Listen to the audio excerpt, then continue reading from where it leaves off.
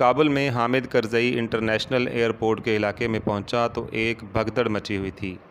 عورتوں، بچوں کے رونے چیخنے کی آوازیں، ٹریفک میں پھنسی ایمبولنس کے سائرن اور گاڑیوں کے ہارن مل کر خوف اور افراتفری کی ایک عجیب سی تصویر پیش کر رہے تھے۔ ایئرپورٹ کے داخلی دروازے سے کم و بیش 100-150 فٹ کے فاصلے پر موجود میدان چوک پر ٹریفک جام ہو چکی تھی۔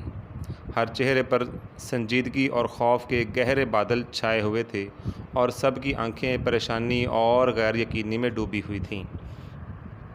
یہ کابل کے حامد کرزئی انٹرنیشنل ایئرپورٹ پر 26 اگست 2021 کی اداس شام کے ڈھلتے سایوں میں ہونے والے پہلے دھماکے کے فوری بعد کے مناظر تھے۔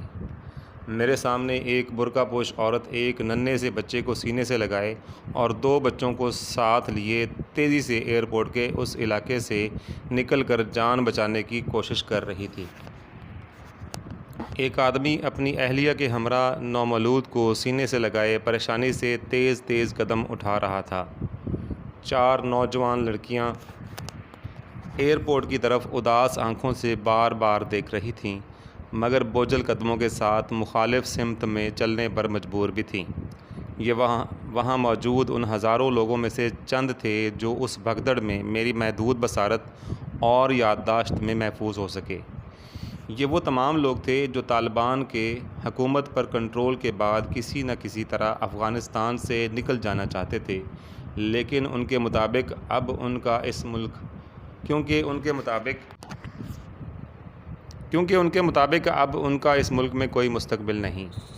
طالبان ایسے ہجوم کو قابو کرنے کا تجربہ نہیں رکھتے، اس لیے ان میں سے کچھ ہوائی فائرنگ کے ذریعے لوگوں کو ڈرا کر علاقے سے نکال رہے تھے تو کچھ ان پر چیخ رہے تھے اور بعض تو لوگوں کو ہاتھ میں پکڑی چھڑی سے ہانک رہے تھے۔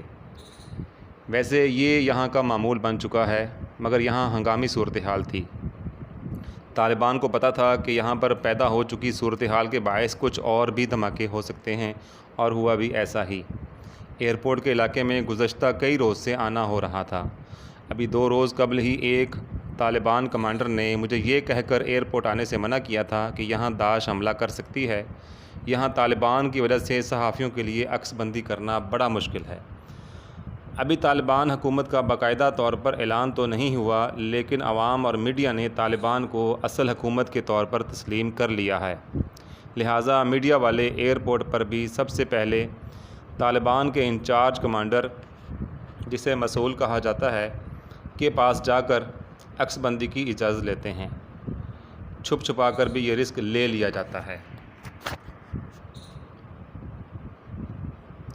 میرے ساتھ جیو نیوز کے سینئر کیمرامین شاہد احمد حالات کی نزاکتوں کو سمجھتے ہیں، مگر پھر بھی ویڈیوز بنانے کا کوئی موقع ہاتھ سے جانے نہیں دیتے۔ حالات کی خرابی صحافیوں کے لیے لوگوں کو صحیح صورتحال فراہم کرنے کا بہترین موقع بھی ہوتی ہے۔ بھگدڑ کے دوران ارد گرد پھرتے طالبان سے نظر بچا کر میں اپنے موبائل پر ویڈیوز بنا رہا تھا تو نظر شاہد بھائی پر پڑی، جو جیو کا کیمرہ کندھے پر رکھے سر عام عکس بندی میں مصروف تھے۔ ان کی بے باکی پر حیرانی بھی ہوئی اور ساتھ ہی خیال آیا کہ ہم کچھ اور ریکارڈنگ کر لیں۔ کیمرہ دوبارہ آن ہوا تو میں نے حالات بتانے کے لیے بولنا شروع کیا ہی تھا کہ ایک طالبان جنگجو کی ہم پر نظر پڑ گئی۔ اس نے ہمیں روک دیا۔ اس سے بتایا گیا کہ ہمارے پاس ترجمان طالبان ذبیح اللہ مجاہد کا تحریری حکم نامہ موجود ہے، مگر اس نے ایک نہ سنی۔ کچھ ہی دیر میں دوسرا دھماکہ ہو گیا۔ دوسرے دھماکے کے بعد بھی بھگدڑ کی صورتحال میں کوئی تبدیلی نہ آئی، لیکن میں نے غور کیا کہ فٹ پاتھ کے اطراف موجود دیواروں کے ساتھ ابھی تک چند خاندان بچوں سمیت شاید اس لیے اس امید پر دبکے بیٹھے تھے کہ حالات معمول پر آتے ہی وہ ایئرپورٹ کے اندر داخل ہونے میں کامیاب ہو جائیں گے۔ اچانک ایک طالبان جنگجو کی ان پر نظر پڑی تو اس نے ان پر چیخنا شروع کر دیا، جس پر انہوں نے علاقہ خالی کرنے میں ہی عافیت سمجھی۔ طالبان نے سب کو علاقے سے نکالا تو تھوڑی دیر اس علاقے میں ٹریفک کھل گئی۔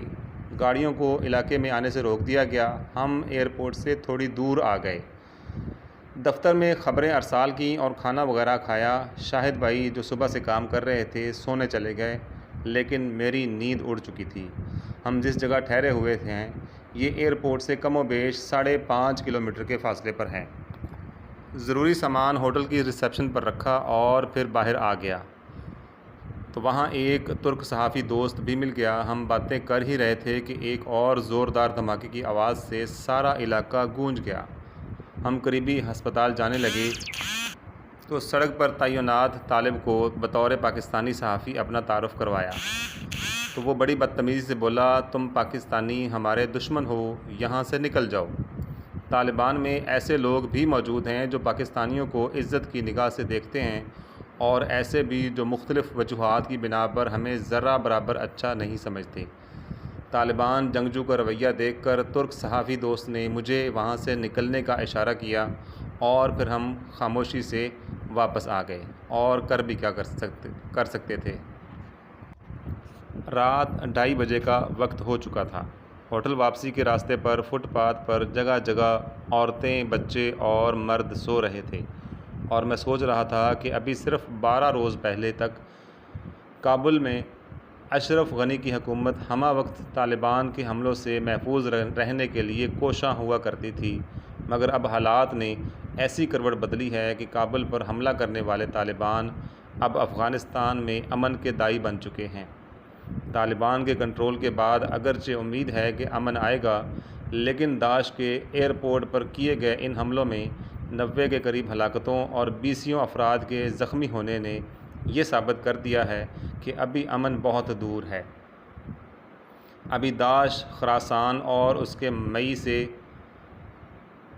تعینات سربراہ ڈاکٹر شہاب المہاجر افغانستان، طالبان اور امن کے لیے نیا چیلنج بن چکے ہیں۔ افغانستان میں سب کچھ بدل گیا ہے، صرف ایک چیز نہیں بدلی، اور وہ ہے بے گناہ افغان عوام کی ہلاکتیں۔